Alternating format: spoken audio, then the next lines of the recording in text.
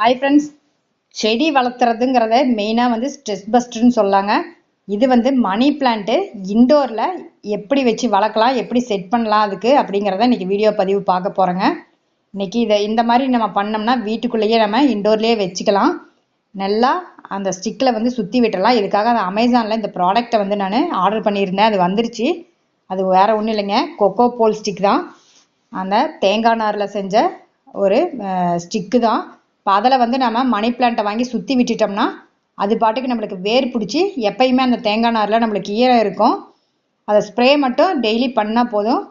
அதை வந்து நம்ம சுற்றி விட்டோம்னா நல்லா வேர் பிடிச்சி நல்லா அழகாக வளர்ந்து வந்துருங்க. நம்மளுக்கு பார்க்குறப்பயே மார்னிங் டைம்லாம் நல்ல ஒரு பீஸ்ஃபுல்லாக இருக்கும். அதை வீட்டுக்குள்ளே வச்சு இந்த மாதிரி செடியெல்லாம் வளர்த்துறப்ப அவ்வளோ நல்லா இருக்கும். அதுக்காக பாட் வந்து பரன் மேல் இருந்ததுங்க. ஒரு 20 வருஷம் ஆச்சு நான் இந்த பாட் பெயிண்டிங்கெல்லாம் பண்ணி. இப்போ அதை வந்து ரீபெயிண்ட் பண்ணுறதுக்காக எடுத்து வச்சிருக்கிறேன். ஆனால் என்ன, அந்த 20 வருஷமாக எனக்கு பாட்டு வந்து அப்படியே உடையாமல் வச்சிருக்கிறேன். அவ்வளோ வந்து பத்திரமா வச்சுருந்தேன். இப்போ அதில் வந்து நான் பெயிண்ட் வந்து பிளாக் கலர் பெயிண்ட் அடிச்சுக்கலான்னு இப்போ இதில் தான் தண்ணி விட்டு அந்த ஸ்டிக்கை உள்ளே வைக்க போகிறேன். அந்த உள்ளேயும் நம்மளுக்கு எப்போ ஈரம் இருந்துகிட்டே இருக்கும். மேலே வந்து லேசாக நம்ம டெய்லி ஸ்ப்ரே பண்ணால் போதுங்க. அந்த மணி பிளான்ட்டு அட்டகாசமாக வளரும். பார்க்கறக்கு அவ்வளோ அருமையாக இருக்கும். நம்மளுக்கு அவுட்டோர்லேயும் வச்சுக்கலாம், அதுவும் நல்லா இருக்கும். சிட் அவுட்டில் வைக்கலாம், பார்க்கறக்கு ரொம்ப ரம்மியமாக இருக்குங்க. இப்போ இதை வந்து நான் பெயிண்ட் பண்ணி ஒரு 2 நாள் ஆகணும் எல்லாம் காயறதுக்கு. இதை காஞ்சதுக்கு அப்புறம் தான் அந்த மாதிரி வந்து செட் பண்ணலான்னு ஒரு யோசனையில் வந்து இப்போலாம் ரீபெயிண்ட் பண்ணிட்டு இருக்கிறேங்க. இது வந்து கொஞ்சம் பொறுமையாக தான் பண்ணும். அப்போ எல்லாம் வந்து அந்த 20 வருஷம் முன்னாடி பாட் பெயிண்டிங் வந்து ரொம்ப ஃபேமஸாக இருந்தது. பெரிய பெரிய பாட்டில் பண்ணுறது பார்க்கறக்கு அவ்வளோ அழகாக இருந்தது. இப்போ அந்த மாதிரி பண்ணி வச்சது தான் பாருங்கள். அந்த ஃப்ரூட்ஸ் மாதிரி பண்ணினேன். பண்ணி எல்லாம் பரன் மேலே இருந்தது தான் மிச்சம்.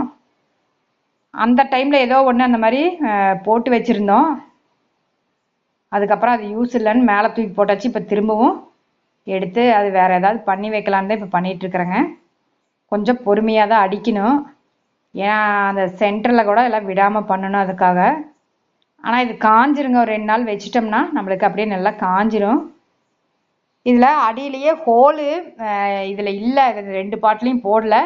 இருந்தால் நம்ம மண் போட்டு கூட நம்ம டெய்லி தண்ணி விட்டுட்டு வரலாம். ஆனால் இப்போ வந்து அந்த ஹோல் வந்து இல்லாதனால இதில் ஃபுல்லாகவே மணி பிளான்ட் எப்படி வச்சாலும் வளருங்க. நம்ம தண்ணி ஃபுல் அண்ட் ஃபுல் தண்ணியில் வச்சாலும் வளரும், இல்லை மண்ணில் வச்சாலும் வளர்ந்து வரும். இதில் வந்து ஹோல் இல்லைங்கிறதுனால நான் அப்படியே வந்து தண்ணி விட்டு அப்படியே வச்சுக்கலான்னு பார்க்குறேன். இதை நல்லா பெயிண்ட் பண்ணிவிட்டு இந்த பாட்டு ஃபுல்லாகவே தண்ணி தான் வைக்க போகிறேன்.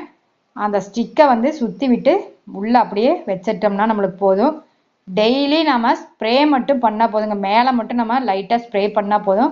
அந்த ஈரப்பதம் வந்து நம்மளுக்கு அந்த தேங்காய் நாரில் எப்பயுமே இருந்துக்கிட்டே இருக்கும். இப்போ பாருங்கன்னா எல்லா பாட்டுக்கும் பெயிண்ட் அடிச்சிட்டேன். இப்போ இந்த பாட்டுக்கு ஏதாவது யோசனை பண்ணுங்க. இப்போ ஃபஸ்ட்டு அந்த 2 பாட்டுக்கும் நான் ரெடி பண்ணிக்கிறேன். இதுதாங்க கொக்கோ போல் ஸ்டிக்கு. இப்போ இது வந்து ஃபுல் அண்ட் ஃபுல் தேங்காய் நார் தான், கொக்கோ பிட்டு தான். அதை வந்து ஒரு நெட் மாதிரி போட்டு கட்டியிருக்கிறாங்க. இப்போ நான் வந்து மணி பிளான்ட் எடுத்துகிட்டு வந்து வச்சுருக்கேன். இப்போ இதை வந்து இதில் சுற்றி விடணும், நிற்காதுங்கிறதுனால நான் ஒரு லேசான அந்த கயிறு வந்து போட்டு கட்டிக்க போகிறேங்க. த்ரெட்டு இந்த மிஷின் ஸ்டிச்செல்லாம் பண்ணுறோம் இல்லைங்க, அந்த த்ரெட்டு வச்சு, இல்லை பூ கட்டுறது அந்த த்ரெட் இருந்தாலும் சரி, அது கொஞ்சம் நல்லா திக்காக தெரியும். இதுன்னா கொஞ்சம் தின்னாக இருக்கிறதுனால அவ்வளோக்கா தெரியாது. இப்போ அந்த நூலை வச்சு தான் இதில் சுற்றி விட போகிறேன். சுற்றி விட்டோம்னா நம்மளுக்கு அதில் நல்லா வேர் பிடிச்சிக்குங்க, அழகாக இருக்கும். இப்படி செட் பண்ணால் இது மாதிரி நீங்கள் ஏதாவது வேணும்னா உங்கள் ஐடியாவில் நீங்கள் செட் பண்ணுங்கள், வீட்டில் நல்லாயிருக்கும். இந்த ஸ்டிக்கு வாங்கி நீங்கள் வேறு மாதிரி ஐடியா கூட நீங்கள் பண்ணலாம். இப்போ பாருங்கள், இந்த மாதிரி தான் நான் வச்சுட்டு அந்த த்ரெட்டில் வச்சு இப்போ சுற்றுறேன், அப்படியே சுற்றிக்கிட்டு வர்றேங்க. ரொம்பவும் போட்டு நம்ம அதை வந்து முறுக்கியெல்லாம் சுற்றக்கூடாது. சும்மா லேசாக அதை நிற்கிற அளவுக்கு இருந்தால் போதுங்க. அதுக்கப்புறம் நம்மளுக்கு அந்த வேர் வந்து அதில் பிடிச்சிக்கிச்சின்னா நம்ம த்ரெட்டெல்லாம் தேவையே இல்லை, கட் பண்ணி எடுத்துடலாம். அதுவாகவே எல்லா பக்கமும் நல்லா அடர்த்தியாக வளர்ந்துடும்.